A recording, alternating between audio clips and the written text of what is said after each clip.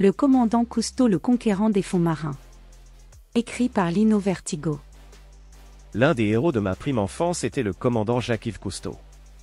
Cet homme a eu un impact si marquant sur moi que je me souviens encore du jour où j'ai appris sa mort au journal télévisé, alors que je n'étais âgé que de 7 ans, cela m'avait profondément attristé. Ayant grandi près de la mer, sa série de documentaires, l'Odyssée sous-marine, me fascinait. Le commandant Cousteau, son équipe et son bateau, la Calypso, peuplaient les rêves du petit garçon que j'étais. Je me souviens du générique absolument épique de l'émission. Près de 30 ans plus tard, je me souviens encore de certains épisodes. Celui des bébés tortues sortant du sable quelques secondes après leurs éclosions, qui se faisaient décimer par centaines par les oiseaux marins avant d'atteindre la mer, m'a particulièrement marqué. Une vie aussi courte me semblait absurde et je maudissais ces mouettes qui les dévoraient sans pitié. Je me souviens aussi de l'équipe de la Calypso, le bateau du commandant, essayant désespérément de sauver un petit baleineau qui avait perdu sa mère et à qui ils étaient incapables de trouver un substitut au lait maternel de baleine. Je pleurais inévitablement quand venait le moment de sa mort inéluctable, et j'espérais à chaque visionnage que, par miracle, le petit baleineau survive. Je me souviens également des dauphins qui nageaient à côté de la Calypso, et des marins qui les admiraient à l'avant du bateau dans une scène d'une incroyable beauté. Je me suis récemment replongé dans cette formidable aventure que furent les expéditions du commandant, et j'y ai retrouvé un monde familier issu de mes souvenirs d'enfance. J'y ai également découvert ce qui, aujourd'hui en tant que jeune trentenaire, me fait rêver, une aventure humaine épique, française, repoussant les limites du monde connu. Cette aventure, que fut la conquête des fonds marins par l'homme, est quelque peu oubliée de nos jours. C'est dans cette odyssée que je vous propose de vous replonger avec moi au travers de cet article. La conquête des fonds marins. Au début du XXe siècle, la Terre a été entièrement explorée depuis la conquête du pôle Sud par Roald Amundsen en 1911. Il ne reste plus de terre émergée inexplorée où l'humanité peut assouvir sa soif de découverte et d'exploration. Après une longue pause, notamment due aux 2 guerres mondiales, cette exploration a repris de plus belle à la faveur de la paix retrouvée et aux innovations technologiques. Elle a pris la forme de 2 courses à l'exploration fantastique. La plus connue d'entre elles fut la course à l'espace entre les Soviétiques et les Américains qui a animé les années 60-70e, et qui renaît depuis une dizaine d'années sous l'impulsion du New Space emmené par un certain Elon Musk et l'émergence de la Chine. À la même période, une autre course, moins connue, fut celle que se livrèrent une fois encore les Américains, mais cette fois-ci contre les Français pour la conquête des fonds marins et notamment du plateau continental. Ce dernier est une immense surface immergée à environ 200 mètres de profondeur qui entoure toute terre émergée. C'est une zone 3 fois plus vaste que les États-Unis à explorer et qui détient beaucoup de promesses. La France et les USA, étant les 2 pays les mieux dotés au monde en termes d'espace maritime sous leur souveraineté, il était normal que ces pays fussent les forces motrices de cette conquête des profondeurs. De vastes plans d'exploration furent mis en place ainsi que de véritables projets de colonisation des fonds marins. C'est tout particulièrement grâce aux efforts de Jacques-Yves Cousteau que la France fut à la pointe de la course avec les USA. Cet officier de marine était un véritable visionnaire. Il a notamment contribué, dans les années 40, malgré les restrictions de la France occupée, à la conception du matériel de plongée actuel avec des systèmes de respiration subaquatique autonomes, incluant notamment l'invention des détendeurs modernes. Il a, immédiatement après la conception du système de respiration autonome, entrepris un effort constant de communication autour de ses inventions et de l'exploration des fonds marins. Cet effort remarquable s'est prolongé sur 5 décennies, depuis son premier film sous-marin, par 18 mètres de fond, tourné en 1942, jusqu'à sa disparition en 1997, avec des centaines de documentaires. Les plus connus étant Le Monde du Silence, 1956, et Le Monde sans Soleil, 1964, tous 2 ayant reçu l'Oscar du meilleur film documentaire, et le premier ayant remporté la Palme d'Or. À la même époque où Stanley Kubrick était en train de définir la représentation que l'humanité allait avoir de l'espace avec son monumental film, 2001, L'Odyssée de l'espace, 1968, Cousteau produisait lui aussi le même effort, mais pour les fonds marins. Tous 2 avaient une démarche réaliste, Cousteau du fait de sa démarche de film documentaire, et Kubrick de par son énorme travail de recherche, de prospective, de pré-production et de quête de réalisme dans son film. La réalité était suffisamment grande et épique pour que les artifices soient inutiles. Il suffisait pour Cousteau de filmer ce qu'il voyait, ou pour Kubrick de se rapprocher le plus fidèlement possible de la réalité. la grande différence résidait dans le choix de la fiction pour Kubrick. Mais tous deux furent les grands metteurs en scène de la conquête humaine. Cependant, contrairement à Stanley Kubrick, Cousteau était un membre actif de l'aventure qu'il mettait en images.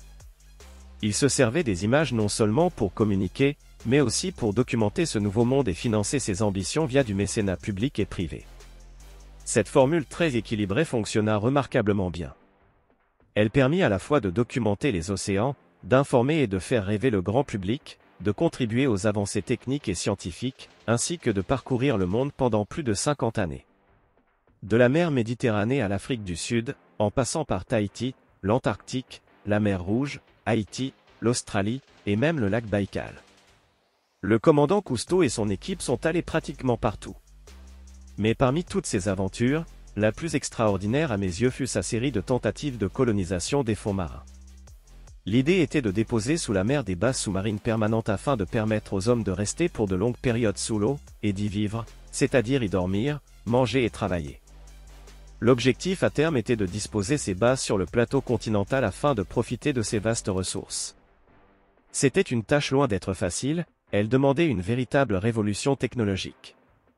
Imaginez qu'il n'était pas possible jusqu'aux années 50 pour aucun plongeur de descendre au-delà de 60 mètres de profondeur.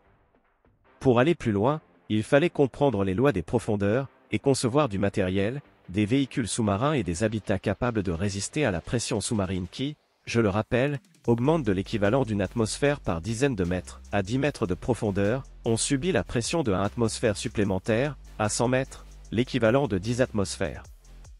Il fallait également trouver des solutions pour les plongeurs qui subissent d'énormes contraintes physiologiques, l'ivresse des profondeurs, les bulles d'azote qui menacent de les tuer en provoquant des accidents de décompression, la nécessité de respirer un mélange d'oxygène et d'hélium qui abaisse la température corporelle, multipliant les risques d'hypothermie, ainsi que l'obscurité perpétuelle du plateau continental. Vivre sous la mer dans ces conditions est extrêmement difficile. À tel point que ces types de plongeurs ont un nom, les aquanautes, en rappel des astronautes. Certains, comme l'américain Scott Carpenter, ont même été les deux. Dans cette course vers les profondeurs, Cousteau était en avance, avec les expéditions Précontina 2 et 3. De leur côté, les Américains avaient les projets Scilab, Aegir ainsi que Tectite. Entre 1962 et 1963, les projets Précontina et 2 consistaient en des habitacles immergés à faible profondeur, plus précisément à 10 et 30 mètres. Mais c'est en 1965 que Cousteau a réalisé un véritable tour de force avec Précontine 3, qui était un habitacle immergé à grande profondeur, plus précisément à 100 mètres de fond au large du Cap Ferrat. L'ensemble est constitué d'une sphère de 5,70 mètres de diamètre, en acier de 20 mm d'épaisseur, montée sur un châssis rectangulaire de 14 mètres sur 8. L'ensemble pèse 100 tonnes.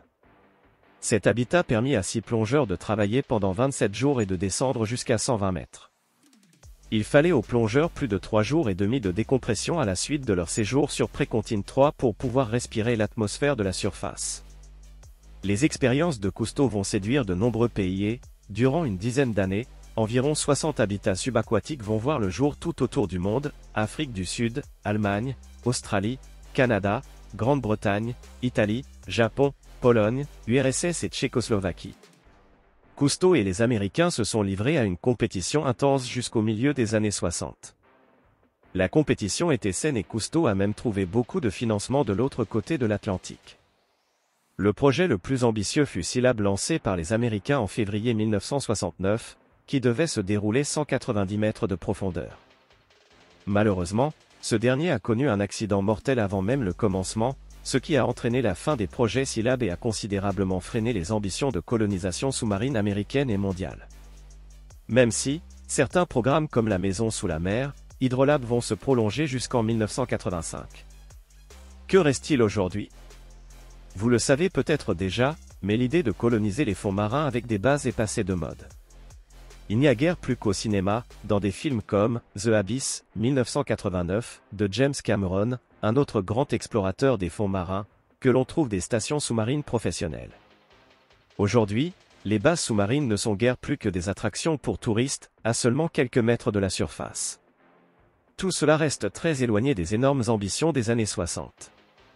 Ces solutions à base de maisons sous-marines furent lentement abandonnées.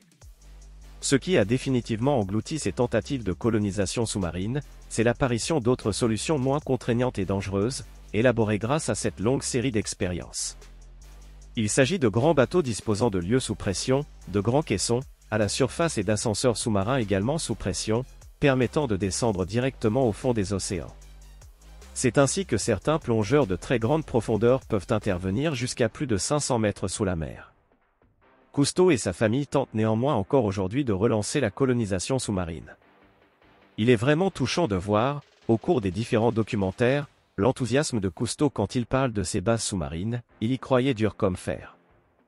Un de ses fils a même fait des études d'architecture d'habitat sous-marin, pas sûr que cela lui ait été très utile. Mais la conquête sous-marine a pris une autre direction et il semble qu'elle ne soit pas près de bifurquer vers une colonisation humaine des profondeurs, au contraire. Aujourd'hui, c'est la légendaire société française Comex, fondée par Henri Deleuze, un ancien membre de l'équipe de Cousteau, qui est l'héritière de cette aventure des grandes profondeurs avec des plongeurs. C'est elle qui a mené la plongée à saturation la plus profonde de l'histoire, à 534 mètres de fond en 1988, demandant aux plongeurs plus de 10 jours de décompression avant de revenir à la surface. Mais cette aventure humaine elle aussi touche à sa fin. Tout comme pour le spatial, ce n'est pas l'homme qui va porter lui-même cet effort d'exploration, mais des robots, bien plus résistants et faciles d'utilisation. Ce sont eux qui vont explorer et exploiter ces espaces où l'homme ne peut plus biologiquement suivre. Tout semble indiquer que le rêve de Cousteau, à l'image des projets de conquête spatiaux, soit voué à être porté par la robotisation. Décidément, partout où l'on porte le regard, les mêmes conclusions apparaissent.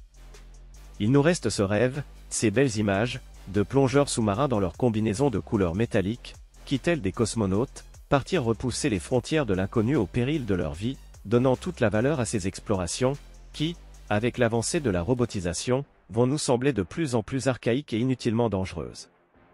Les explorateurs vont disparaître et je ne peux m'empêcher de penser qu'avec leur disparition, l'humanité y perdra beaucoup de sa grandeur.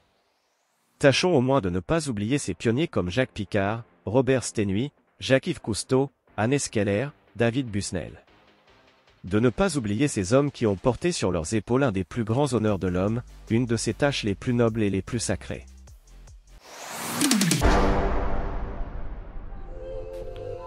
Cet audio vous a plu ?